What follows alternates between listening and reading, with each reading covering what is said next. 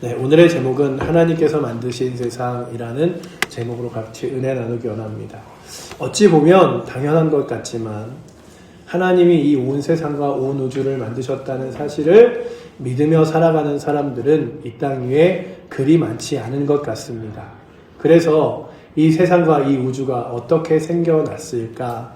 기원은 무엇일까? 사람들은 어디서 왔는가를 고민하고 과학이 발전하지만 과학이 아무리 발전해도 사람들에게 줄 수 없는 것이 있습니다. 아무리 과학이 발전하여 이제 예전과 같지 않게 더 놀랍게 의학도 발전해왔고요. 이제 가까이 안 보이는 그런 그 노안의 약들도 올해부터 우리나라에 시판된다는 뉴스를 봤는데 안약 한 방울만 넣으면 한 10시간 이상 이 노안에서 벗어나서 지낼 수 있는 안약이 우리나라에서도 올해 중에 판매될 거라는 이야기를 보면서 과학이 발전해서 사람들의 삶이 더 좋아지지만 그런다고 해서 죽음의 문제를 해결할 수 없고 또한 영혼의 문제를 해결할 수 없어서 결국 우리는 주님을 의지하며 예수 그리스도를 붙들 수밖에 없는 사람들이구나를 깨닫게 하는 게 세상이라면 오늘도 주 예수 그리스도를 믿음으로 붙들고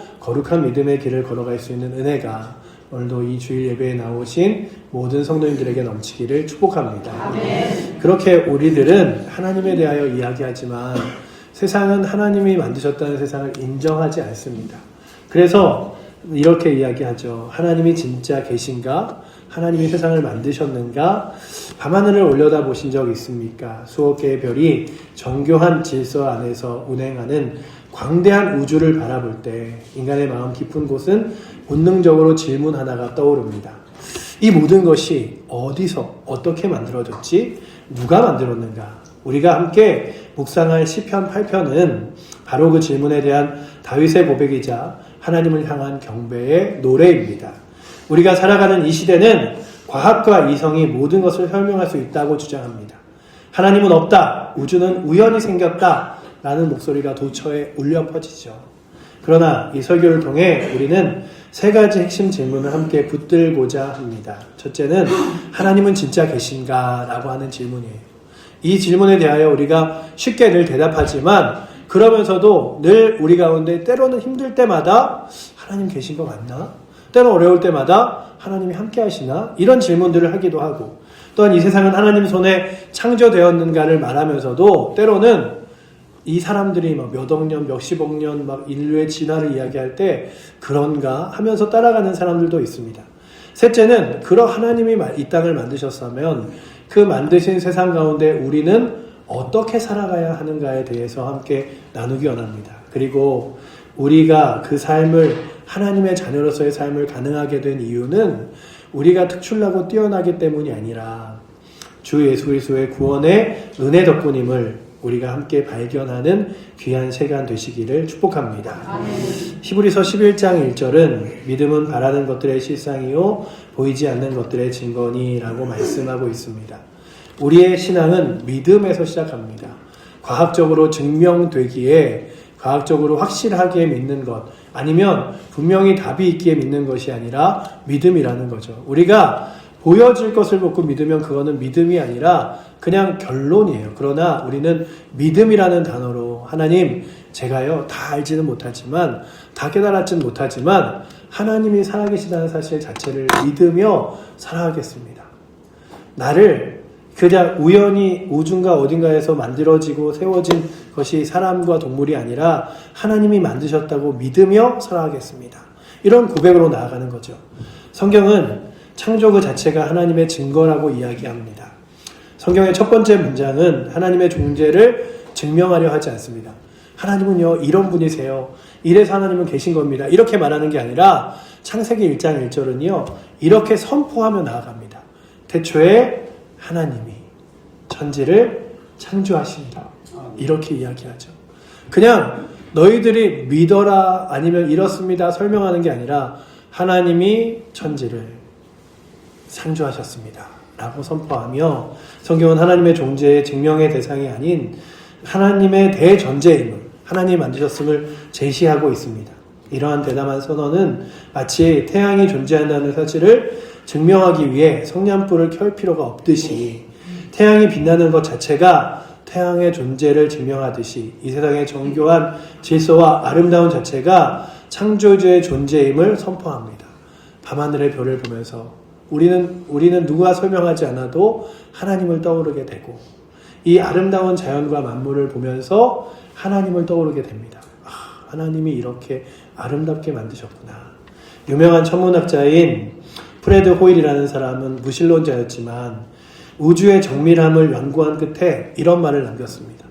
우주를 보면서 어떻게 한치도 없이 이렇게 돌아가고 움직이지 하면서 눈먼 물리적인 힘이 우연히 우주를 만들었다고 믿는 것은 마치 보잉 747 비행기가 그 고물이 막 그 야적장에서 폭풍으로 인하여 조립될 수 있다는 것을 믿는 것과 같다. 마치 이런 거예요. 그 예전에 주일학교 아이들에게 설명 한번 해본 적이 있습니다. 이만한 레고 상자의 장난감 있잖아요. 그 안에 레고를 다 집어넣어요. 집어넣은 다음에 막 흔들어요. 막 흔들어서 이게 한 1000만 번 흔들면 그러면 딱 이렇게 레고 상자를 탁 폈을 때 그 레고 안에 있는 모형들이 다 맞춰져서 그렇게 아름답고 완벽하게 세워져 있을까요? 아니겠죠. 아무리 무작위로 그냥 어린아이 하나에게 줘서 이거 한번 맞춰봐 꽂아도 정확하게 맞출 수 없을 거예요. 그런데 우주는요, 세상은요, 과학에서 무엇이라고 말하냐 하면 이 정교한 사람의 몸짓과 그리고 사람의 모든 세포와 그리고 혈관과 피와 이 모든 것들을 조직하여 진 것이 우연이라고 이야기합니다. 그래서 이 프레드릭 호일이라는 사람이 이 세상이 그리고 사람이 살아가는 것을 우연이라고 말하는 것은 마치 정말로 그 한치의 오차도 없이 만들어져야 되는 비행기 하나가 그 고철 덩어리 안에서 우연히 만들어진 것과 똑같은 이야기이다. 그러니 그것이 얼마나 아둔한다를 이야기하죠. 우주의 정교함 자체가 바로 설계자를 요구합니다. 사람을 더 정확하게 그리고 과학이 발달할수록 깨달은 게 뭐냐 하면 사람 몸에 사람이 세워지는 지도가 있구나라는 것을 깨달았어요. 이게 DNA라는 거죠. 그 DNA가 어마어마한 분량으로 만들어져 있고 그것을 마치 이게 펴면 박물관 하나 안에 있는 것과 같은 어마어마한 그 구조로 되어 있대요. 설명서가. 그러니까 사람을 설명하는 설명서가 그만한 DNA로 구조되어 있는데 그것을 보면서 이건 우연이야 라고 말할 수 없겠죠. 누군가가 소설책 한 권을 이렇게 썼는데 이건 그냥 글씨들이 막 모여서 우연히 생겨났어. 이럴 수 없듯이 하나님의 정교함을 우주가 자체로 증명하고 있습니다. 그래서 시편 19편 1절에서는 하늘이 하나님의 영광을 선포하고 궁창이 그의 손으로 하신 일을 나타내는도다. 그냥 하늘만 봐도 하나님이 살아계시는구나 라고 하는 것을 우리로 하여금 깨닫게 되고요. 땅과 하늘을 바라보면 하나님이 역사하시는구나를 깨닫게 되는 거예요.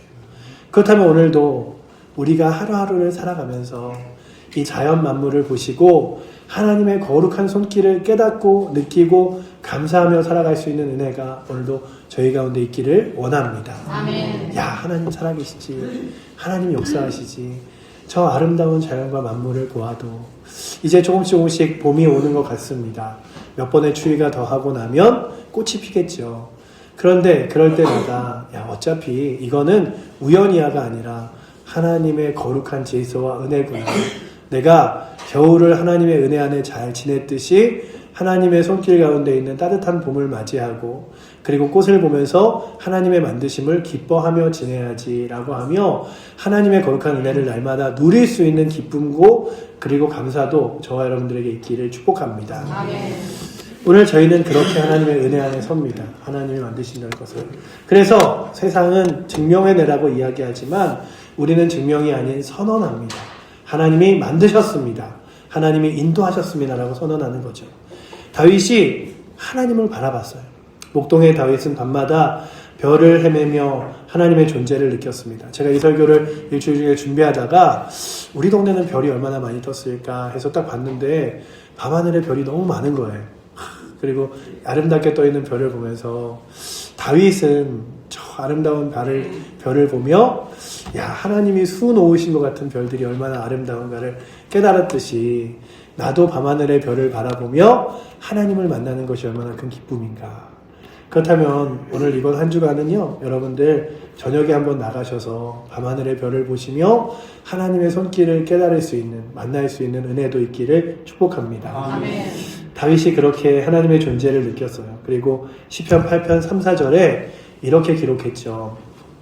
주의 손가락으로 만드신 주의 하늘과 주의 베풀어 두신 달과 별들을 내가 보오니 사람이 무엇이기에 주께서 그를 생각하시며 인자가 무엇이기에 주께서 그를 돌보시나이까. 하나님, 밤하늘의 별들만 수놓아 놓으신 것이 아니라 나의 삶도 하나님께서 챙기시고 인도하여 주시네요. 하나님, 하나님께서 내가 무엇하고 나를 돌보시고 챙겨주십니까? 다윗은 광대한 우주 앞에서 자신의 작음을 인정하면서도 동시에 우주를 만드신 하나님이 자신을 기억하신다는 사실에 경이로움을 느꼈습니다.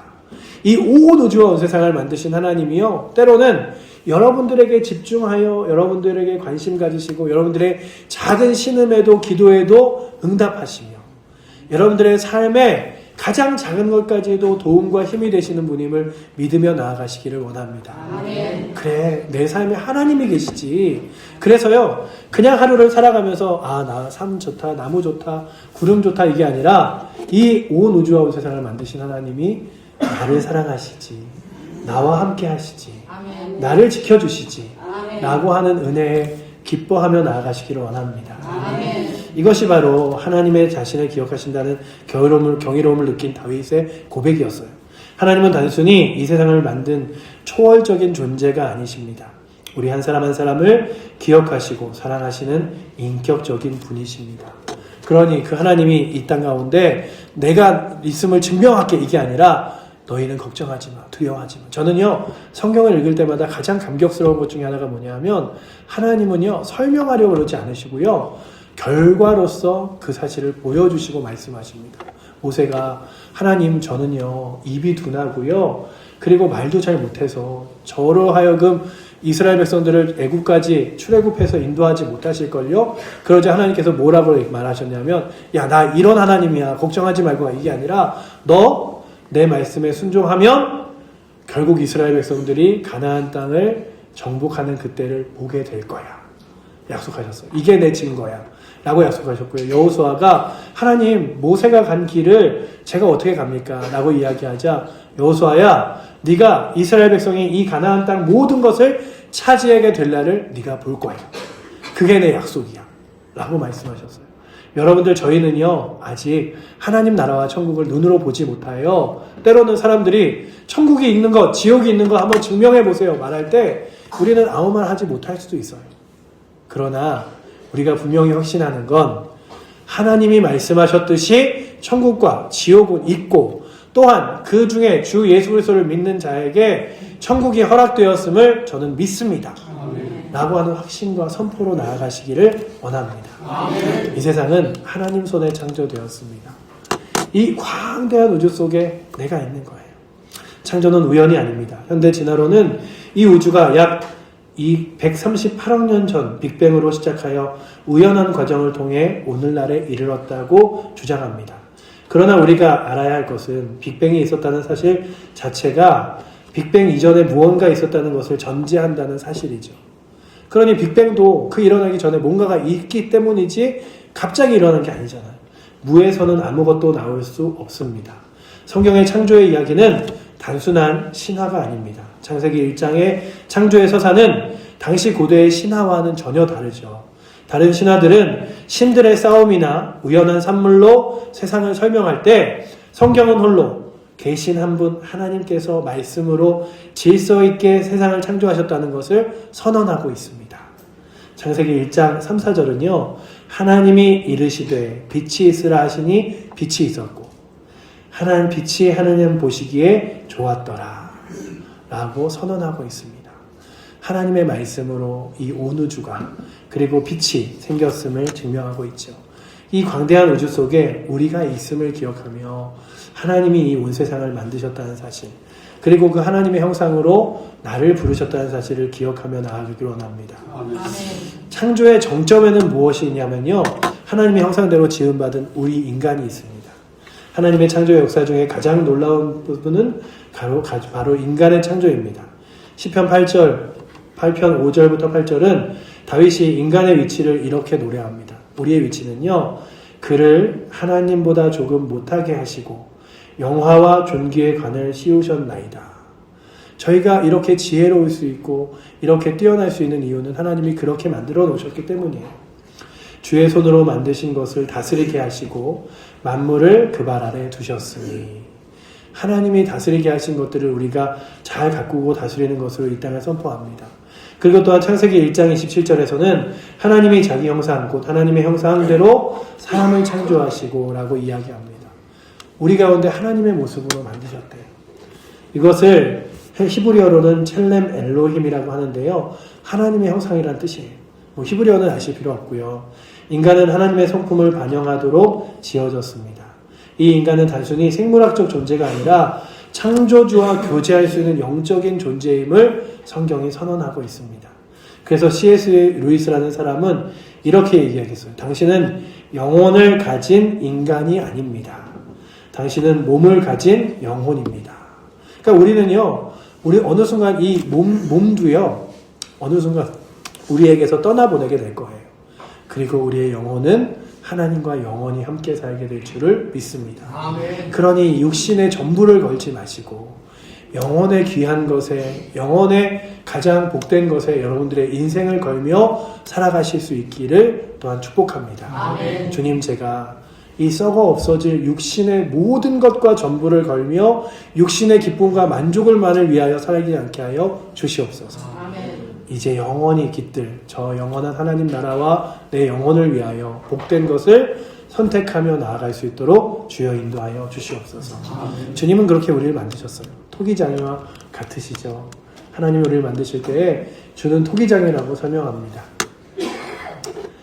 어느 도예가가 정성껏 빚은 도자기가 있습니다. 그 도자기는 주인의 손길에 빚어졌고 주인은 집 가장 눈에 띄는 곳에 그 토기를 놓았습니다. 그런데 어느 날 그 도자기가 스스로 말하기 시작했습니다. 나는 아무도 만들어주지 않았어. 나는 스스로 생겨났어. 우리가 듣기에는 이게 얼마나 어리석은 말입니까? 그러나 하나님의 피조물인 우리 인간이 하나님은 없다, 나는 우연히 생겨났다고 말할 때에 하나님 귀에는 이 말이 얼마나 어리석게 들릴지 생각해 보십시오. 이사야 선지자는 이렇게 말합니다. 로마서 9장 21절에요. 토기장이가 진흙 한 덩이로 하나에 쓸 귀한 그릇을, 하나는 천이 쓸 그릇을 만들 고난이 없겠느냐 말한 것처럼 이 로마서에서는 토기장이가 만든 진흙 한 덩이의 그릇과 같은 존재가 우리이다라고 이야기하는 거예요. 그러니 날마다 하나님 나를 만드셨죠. 그러니 내 삶도 하나님께 내어 맡깁니다.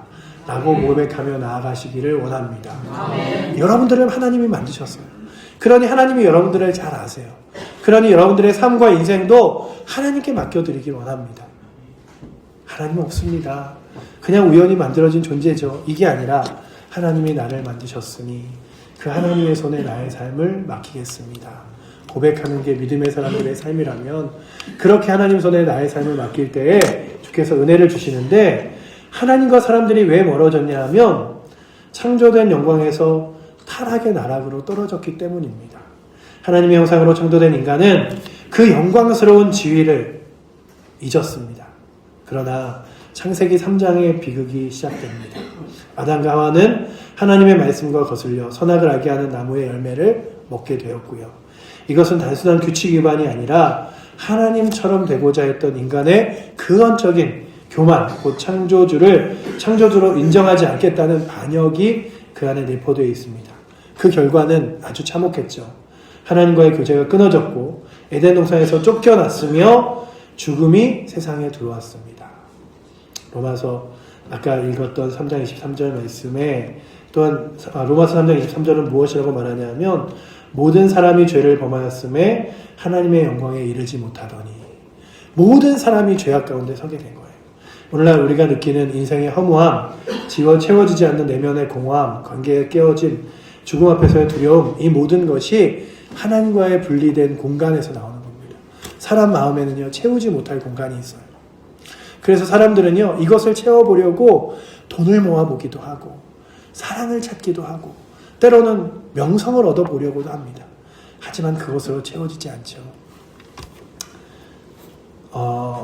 파스칼이라는 철학자는 이렇게 이야기했습니다. 하나님 빈 자리가 우리의 삶, 우리의 가슴의 공허함의 모양이다라고 이야기했어요. 그러니까 우리의 공허함은 누가 채울 수 있냐면 하나님께서 채울 수 있는 거예요. 여러분들 요즘에 허전하다 느끼십니까? 공허하다 느끼십니까? 여러분들의 빈 공간을 무엇으로 채우시고 계십니까? 살아계신 하나님으로 여러분들의 삶을 채워나가시려는 노력이, 그런 은혜가 저 여러분들에게 있기를 원합니다. 아멘. 주님, 내 삶에 하나님으로 채워지기 원합니다. 아멘. 오늘도 새벽에 말씀드렸지만 느헤미야서의 이스라엘 백성들이요 그런 고백을 해요. 하나님, 저희가요 이제 하나님의 성전을 버려두지 않겠습니다. 하나님의 거룩한 성전을 사모하여 주 앞에 나아가겠습니다. 성경은 무엇이라고 말씀하십니까? 너희가 하나님의 성전인 것과 하나님의 성령이 너희 안에 거하심을 알지 못하느냐라고 성경은 이야기하고 있습니다. 여러분들, 성전을 등한시한다는 건 교회를 멀리하는 게 아니에요. 내 마음속에 하나님이 주인 되심을 멀리하는 것과 같습니다. 그러니 하나님, 제가 하나님과 늘 가까이 하기를 원합니다. 주의 말씀과 가까이 있기를 원합니다. 주님과 동행하기를 원합니다. 고백하며 그렇게 나아가실 수 있기를 원합니다. 사람의 마음속에 하나님만 채우실 수 있는 형태의 공허함이 있습니다. 그 하나님이 여러분들의 그 공허함을 주 앞에 나올 때, 주님을 갈망할 때 채워주실 줄 믿습니다. 예수 그리스도는요 그러한 사람들의 회복의 다리가 되기를 원하십니다.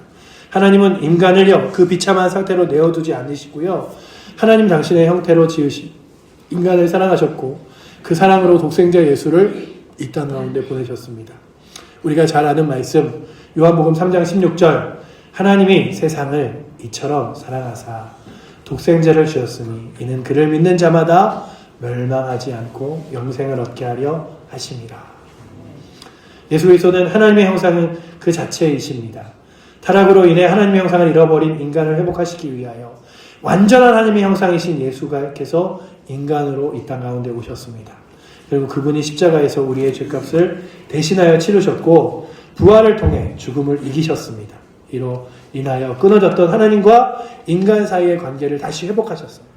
그러니 날마다 회복주가 되신 예수 그리스도를 붙들며 나아가겠습니다. 그러며 예수 그리스도와 함께 나아가는 거죠. 이렇게 우리가 나아가는데요, 여러분들, 하나님과의 깨어진 관계는 예수 그리스도를 통하여만 다시 이어질 수 있습니다. 그러니 예수 그리스도를 붙들고요, 예수님과 함께 하나님께로 나아가는 은혜가 있기를 원합니다. 여러분들, 일본에 가면요 이런 그 킨스기라고 하는 그런 교회가 있어요. 이게 뭐냐면요, 복원 기술인데요, 깨진 도자기를 금으로 이어 붙이는 기술이에요. 놀라운 것은 금으로 이어진 균열 자국이 도자기를 더 아름답게 만든다는 점입니다.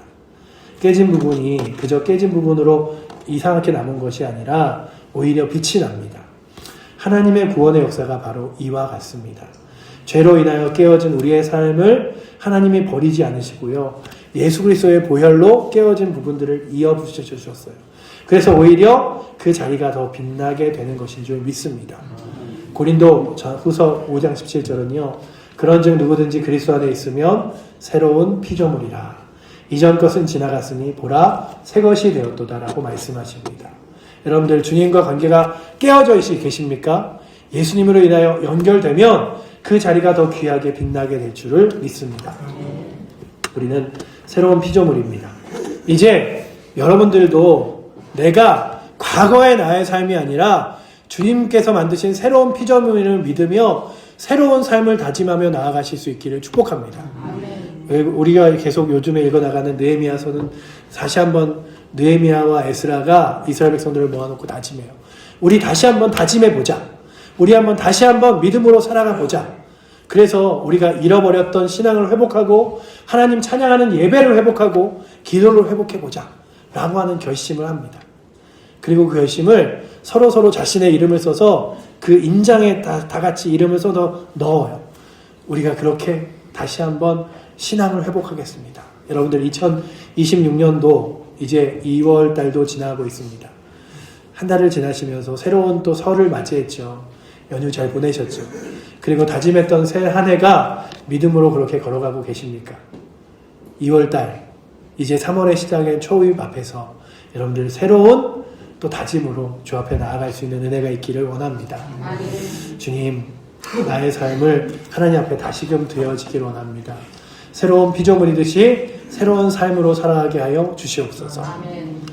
웨스터민스터 신앙고백 소요리 문답서에서는 우리를 제1문답은 이렇게 묻습니다. 사람의 첫 번째 목적은 무엇입니까? 여러분들, 우리의 인생의 첫 번째 목적은 무엇입니까? 여러분들의 첫 번째 인생의 목적은 무엇입니까? 외미는 이렇게 이야기해요. 사람의 첫 번째 목적은 하나님을 영화롭게 하고 영원히 그를 즐거워하는 것이다. 하나님을 높여드리고요, 하나님과 함께 기뻐하는 것이 우리의 삶의 존재 목적이라고 이야기합니다.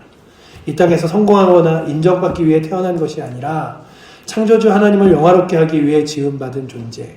이 진리를 붙들 때 우리의 삶에 근원적인 방향과 목표가 생긴 줄 믿습니다.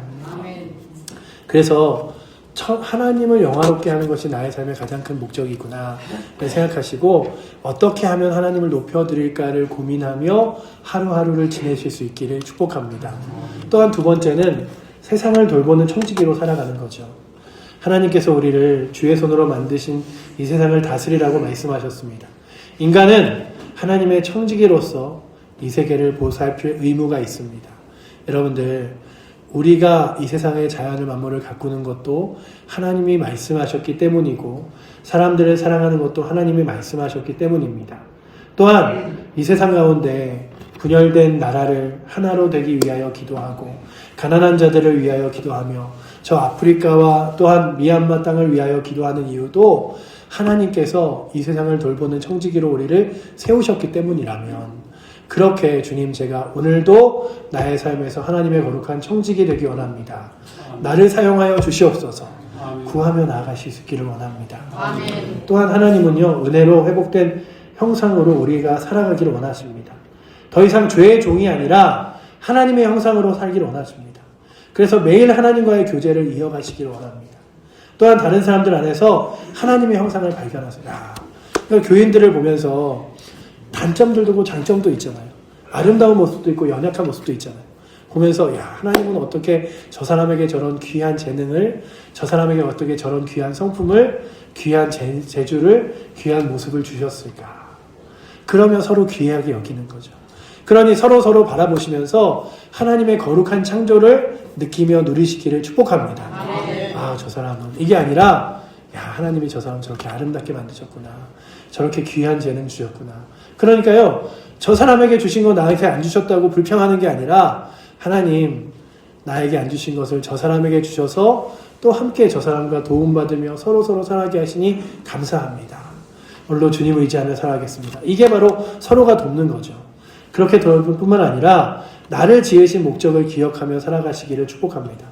어떤 어려운 상황에서도 나는 하나님의 목적 가운데 지은 존재이다. 그러니 내 삶 가운데 하나님이 계획하신 그 거룩한 일들을 내가 믿음으로 만들며 나아가겠다고 고백하며 나아가실 수 있기를 축복합니다. 그 중에 가장 귀한 것 중에 하나가 뭐냐면 우리를 복음의 통로로 사용하시는 거예요. 여러분들과 저를 통하여 예수님을 전하게 하셨습니다. 여러분들, 요즘에요, 디즈니라는 OTT, TV 방송하는 데서 무당들을 모아놓고 운명전쟁이라고 막 이렇게 사람들의 운명을 맞추고 막 이런 프로그램을 했는데 그 뒤에 있는 후기들이 막 이렇게 일어나는데 거기 있었던 PD나 아니면 방송국 관계자들이 이제 그 안에서 막 얘기를 하는 거예요. 그 운명전쟁 그거를 찍다 보니까 다 사기더라. 사람들이 하나도 맞추는 게 없어서 막 그 PD들이 힌트를 주고 조금만 비슷하면은 그 비슷한 내용만 잘라서 이렇게 내는데 이게 어떻게 끝까지 갈 수 있을까 막 이러면서 자기들도 막 그랬대요. 근데 제가 그걸 보면서 느낀 게 아무리 이 세상에서 우상과 미신을 섬긴다 하여도 결국 그들이 거짓된 우상임을 증명하는 것밖에, 살아계신 하나님이 계시지 않음을 증명하는 것밖에 없고, 우리의 신앙은 늘 살아계신 하나님을 증명하는 것이라면 오늘도 살아계신 하나님을 믿는 여러분들의 삶을 통하여 하나님 살아계심을 증명하시고 또한 그 하나님 살아계심과 주 예수 그리스도를 세상과 이웃과 주변 사람들에게 전하는 확신과 능력이 있기를 축복합니다.